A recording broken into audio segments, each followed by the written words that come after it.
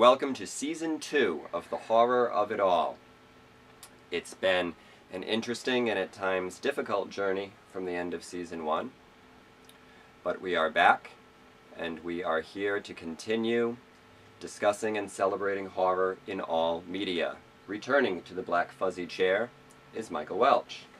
And in the red fuzzy chair is Jeff Rigo, and we will be discussing this episode, as we did on the first episode of the first season, our memories from Monster-Mania, which was Monster-Mania 25, which took place in Cherry Hill, New Jersey, this past August. And so, Jeff, what are some of your memories from Monster-Mania? This was another great Monster-Mania experience. Everyone is different. Some are more, memorable in some ways than others, or have moments that will always stand out in your minds, but this one certainly had its share. This Monster-Mania offered 2 VIP experiences, well, I suppose 3 if you combined them, for the 2 guests of honor, who were Mr. George A. Romero, making what is said to be perhaps his final round of convention appearances. So that was an important opportunity to talk to him for what could be the last time in that context, certainly for some time. And Carrie Fisher,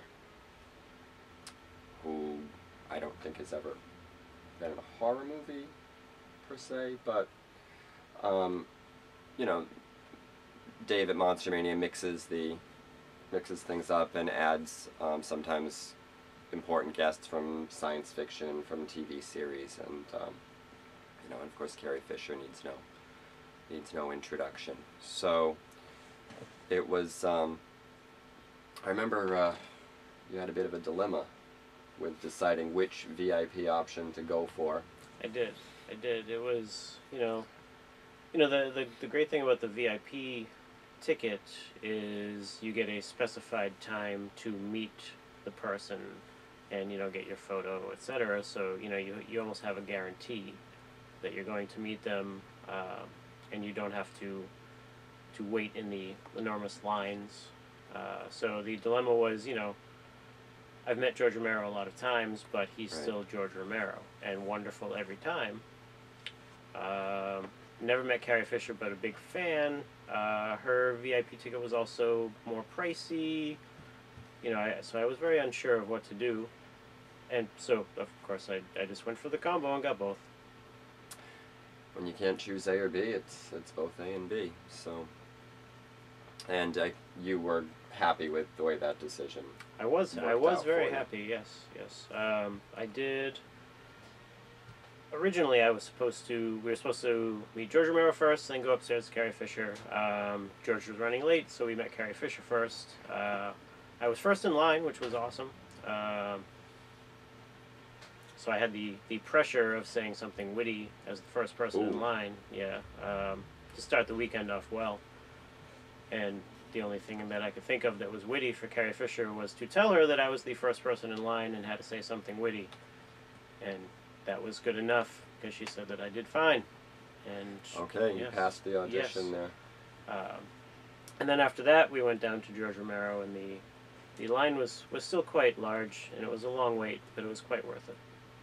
It was a long wait for George. I just had the George Romero VIP ticket. I had the pleasure of meeting Carrie Fisher at Festival of Fear in Toronto in 2006. And because of the substantial price difference and wanting to see, George again, that was just how I made the decision. I was fine with just enjoying Carrie's Q&A and not actually having a one-on-one this time.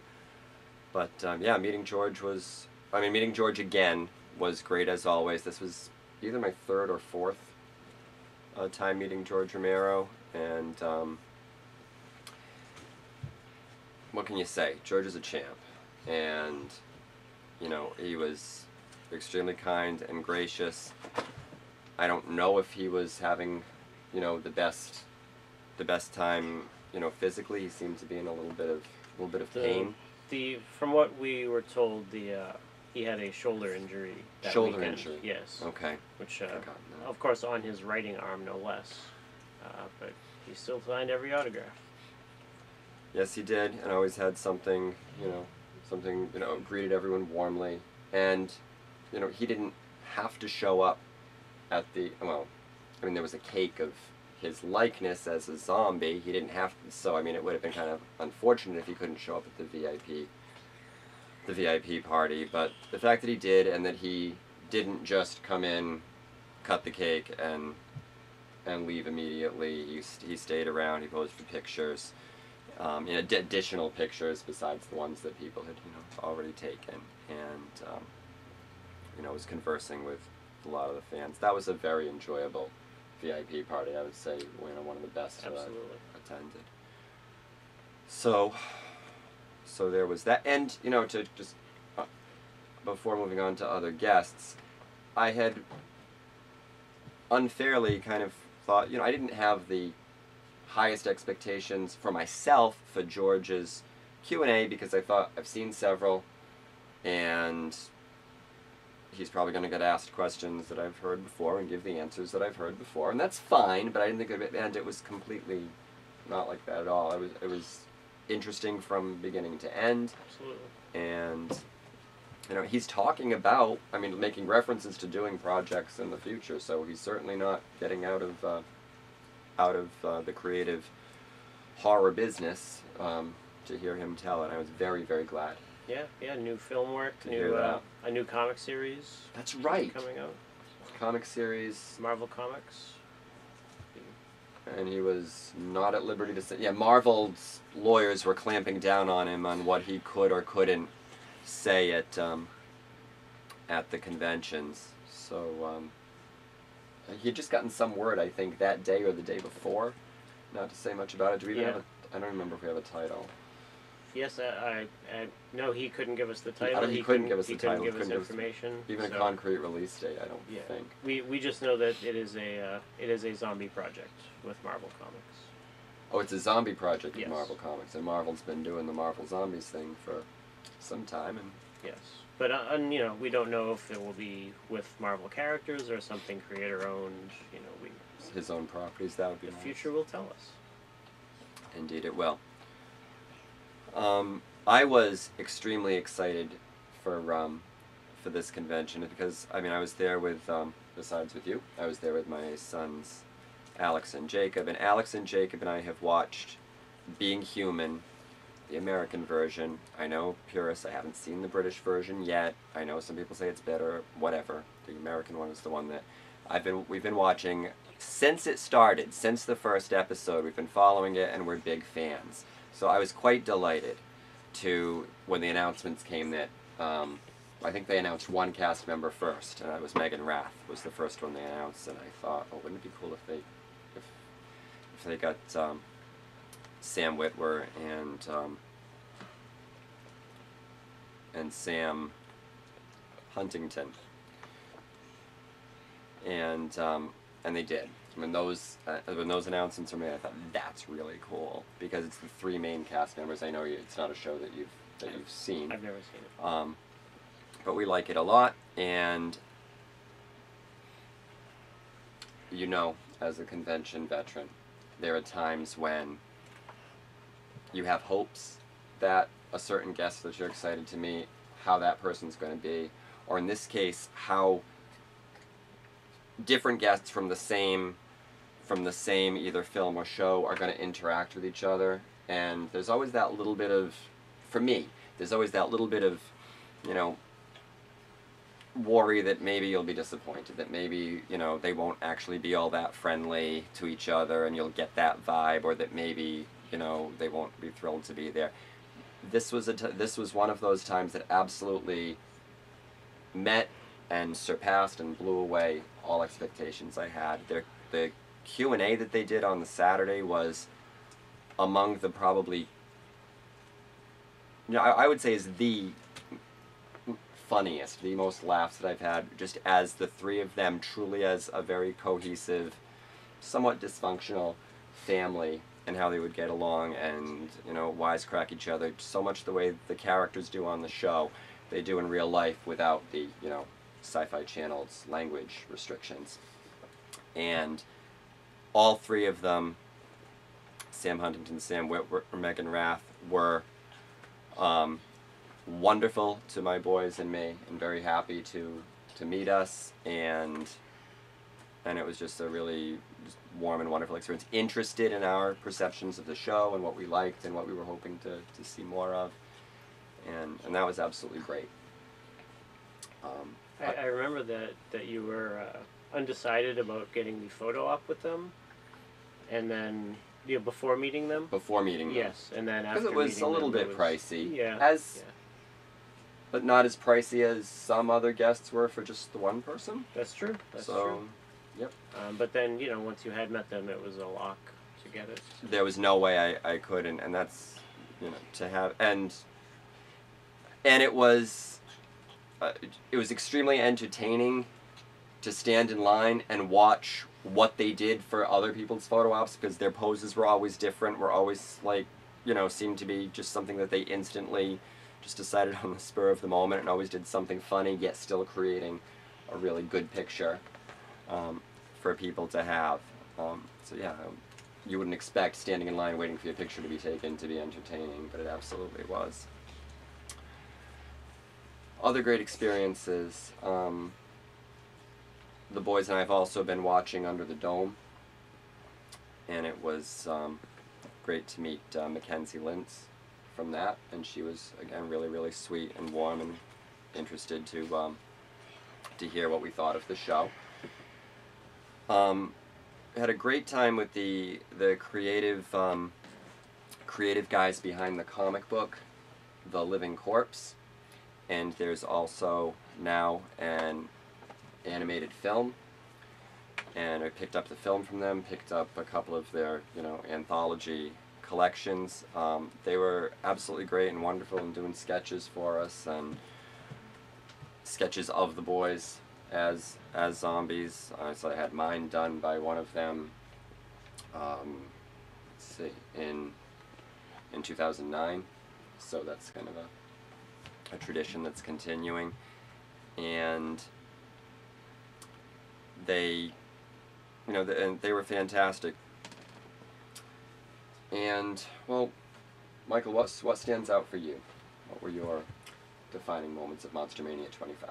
Well, I was happy with the surprise that my friend Laurie came down on Saturday and a small part of Sunday to Very good enjoy to see the her show. again. Yep, Oh. yep. She was my roommate last year, it was fun to hang out with her for a bit on Saturday. I thought the Q&As were a lot of fun.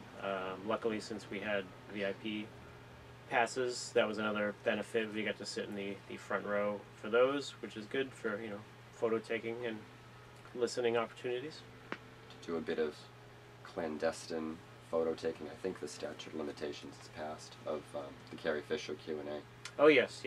We were forbidden to take pictures during the panel. For I don't know why, but it happened. But yeah, there were some photos taken. My favorite part of the weekend, personally, was meeting Malcolm McDowell once again. Mr. McDowell is my favorite act, and he had a wonderful Q&A.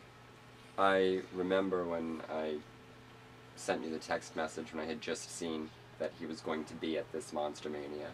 And I remember that up to that point you weren't entirely sure if you were going, even if deep down maybe you knew, you hadn't actually kind of committed yet, and that was the clincher. That was the lock. He was the first guest announced for the show too, so at least I got to decide early on that I would definitely be going. He, always an entertaining Q&A. He doesn't, sit with a moderator and take questions. He takes the microphone, stands up, and does a one-man show for you. He runs it. So, yes, and he runs it well. But meeting him was wonderful, as always. I had brought my LP soundtrack to the movie Get Crazy, which is probably my third favorite Malcolm movie. Okay. Unavailable on DVD, unfortunately.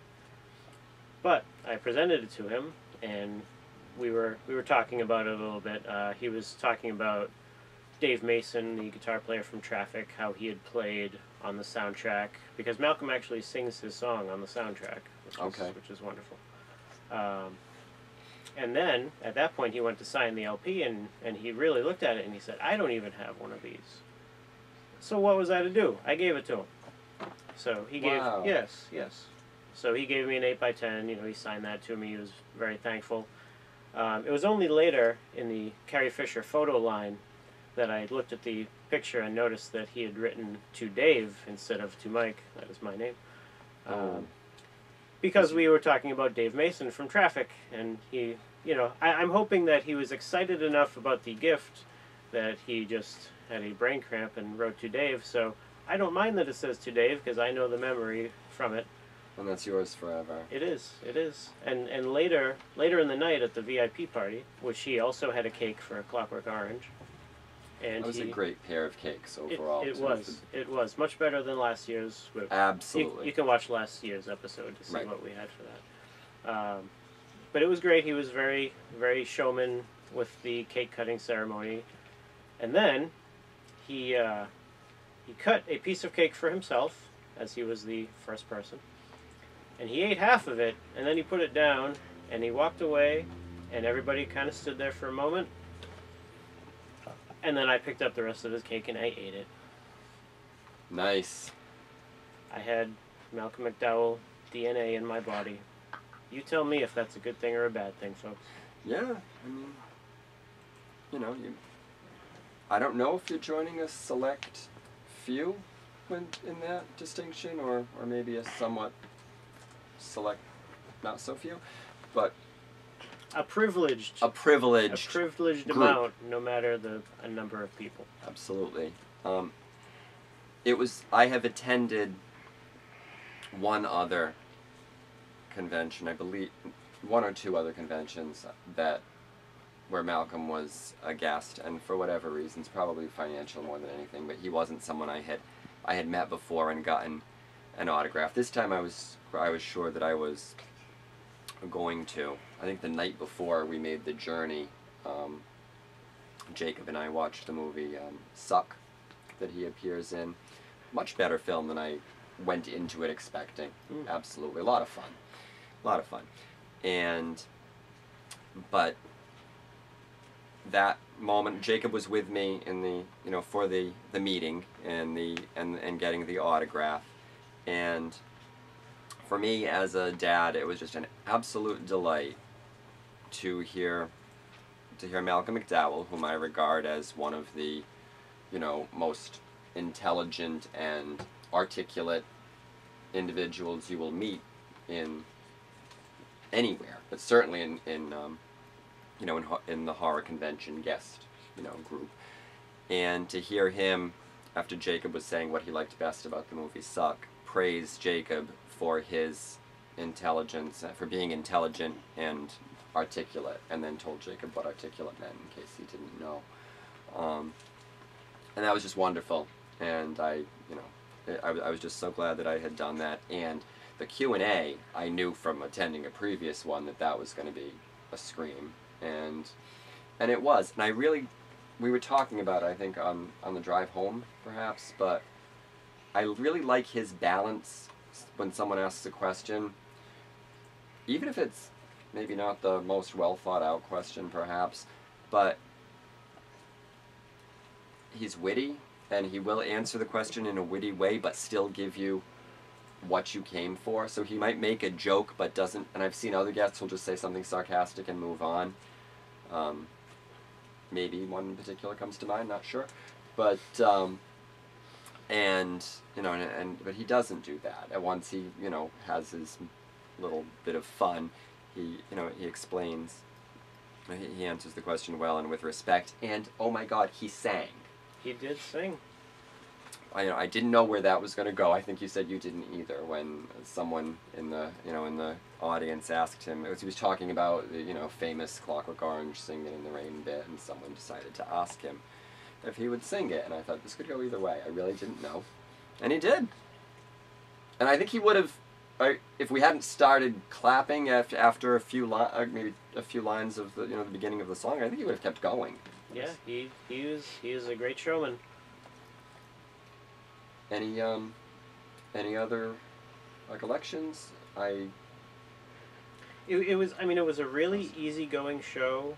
A lot of shows can be very stressful, you know, just as a fan, trying to get from point A to B and cut through the lines of people, um, you know, worrying about getting to the Q&A on time, etc. Right. But this was really easygoing.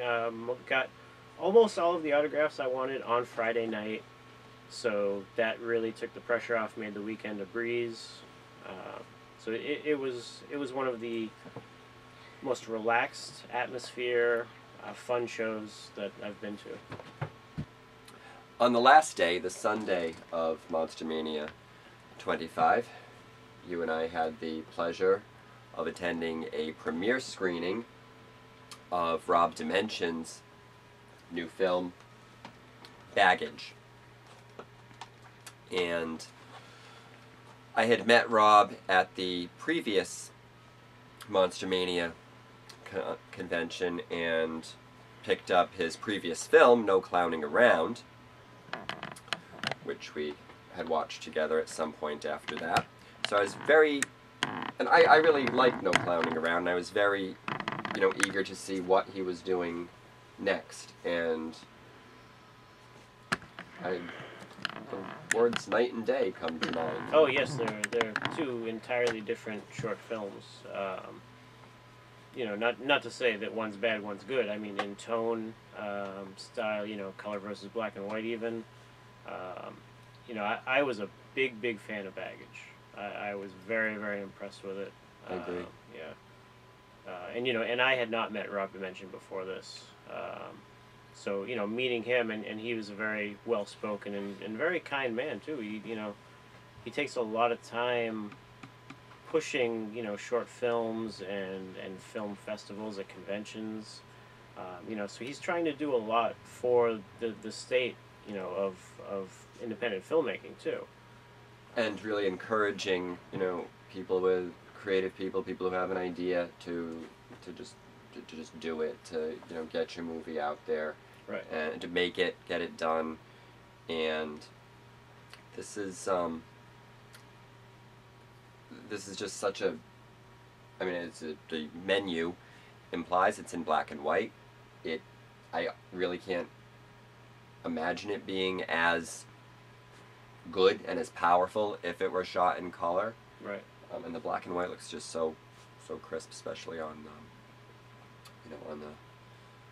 on the disc. And because Rob Dimension is comfortable saying this to a room full of strangers, I don't feel that I'm speaking out of turn to say that he's very upfront. He's very candid about his personal history with depression. And depression certainly plays a role in his creative work. So we're not going to give any spoilers, particularly for this new film, and in respect to, of course, just to what we wouldn't want to anyway. But it was something that Rob had particularly asked us.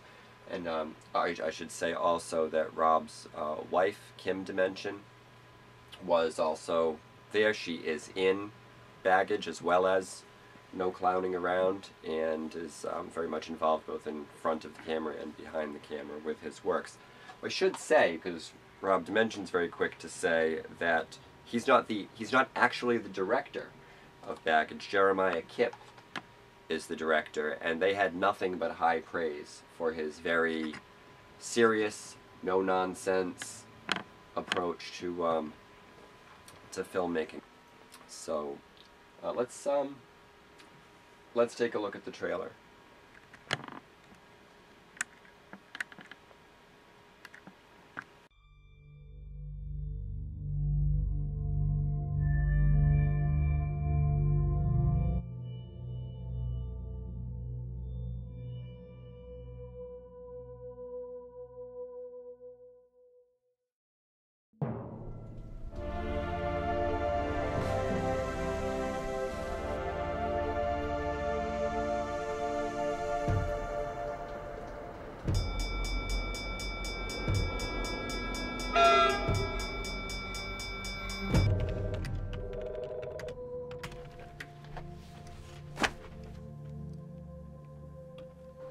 Come on, Benjamin. No personal calls during work hours.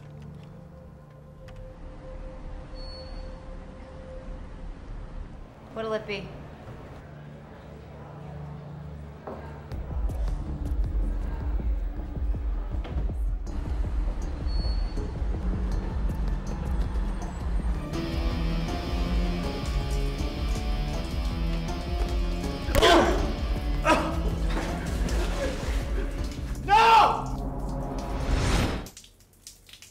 I'm scared.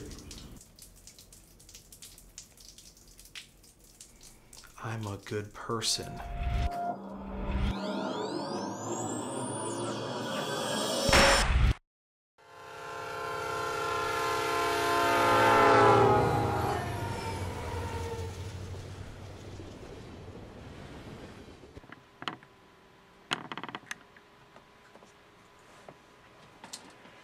Well, the trailer is certainly intriguing. Doesn't give a lot away, except that I think it gives the idea that besides, emotional baggage, personal baggage, there's also a literal meaning, because throughout you see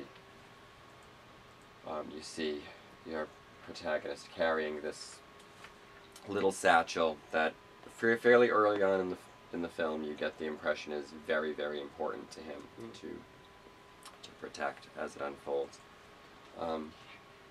This is a great little film. Yeah. I think. I'm only saying little because it's short. It's just creepy, it's dark,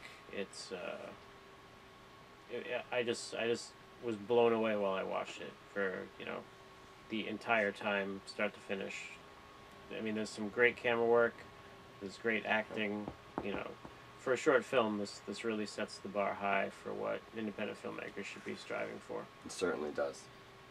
And a very wonderful, and it's the kind of, despite its short running time, people could discuss everything from what actually happens to what what it means with the message of it. You could have many hours of discussion about the exploration of the dark side of the human psyche that Rob Dimension is presenting here under some excellent direction by Jeremiah Kipp.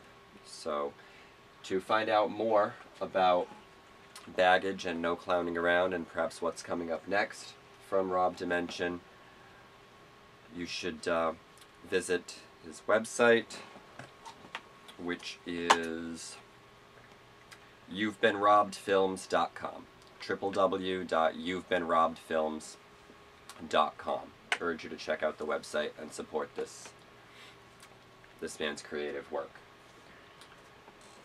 And that is about all we have time for in this episode.